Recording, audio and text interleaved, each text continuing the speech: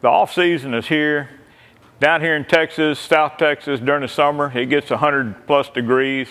Only the true die-hard hunters are out there in that sweltering heat hunting pigs and some exotics, mostly pigs and javelinas. But to be a good shooter, you still have to shoot regular. Shoot on a regular basis. Shoot all the time. That way you stay consistent with your form, and then you stay familiar with your equipment. One way to do that, and we've talked about this time and time again, is to go to a range and shoot indoors. Now, when I practice indoors, I don't shoot with my quiver on, so I'm taking it off. I practice just like I'm going to shoot.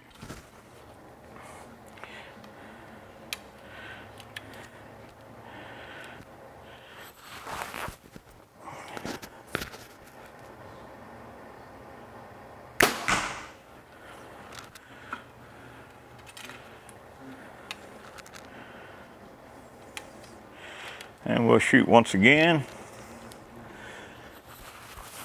Working on form, technique.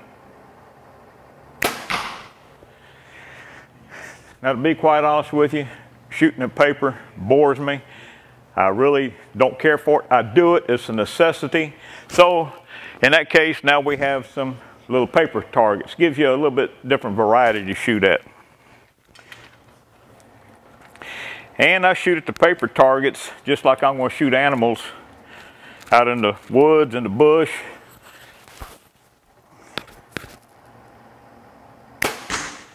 That's where I'd shoot that poor little old squirrel. I can live with that for a short while, but I actually get bored with that. So let's go outside and kind of create a real hunting scenario. And that's something I like to do a whole lot better. It's comparable to shooting on a 3D range, which is a lot of fun, different targets, different ranges. These out here, we put a little bit more complex shooting into it. Predetermined yardages with stakes and everything, there's nothing wrong with that, it's great practice. But I get bored with that. I hate to admit that to y'all. I like shooting them, but I like a little bit of variety. So what I'll do is I'll put targets in different stages and different difficulties, and then I enjoy shooting them this way. Over here I got a pig simulating hunting situation. I could be stalking around, and all of a sudden I come up on a hog. Now my hunting area is real limited. I've got a little tight zone. But I got a dead pig. That's all that counts. Now, to kind of complicate things, you can hunt in various modes and try to do different things. I have no shooting area here. I have a limited shooting area there.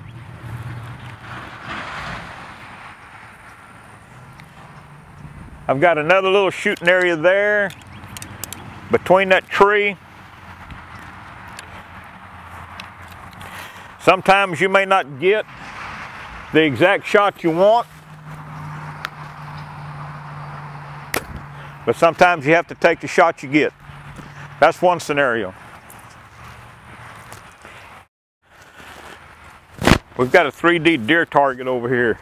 So if this was a real hunting situation, I'm behind this bush, there's a deer that's coming out of the brush over there. So I want to be prepared. My only angle is to step around this tree limb right here. So I want to draw where the animal can't see me. Then I want to ease out here till I can get a shot. Boom. A little lower than I wanted, but that's a good shot. So since I'm out here, I'm going to take another shot. But I think it's a little bit further than 20 yards. Oh, that was a little high. So let me do one more. It's in between 20 and about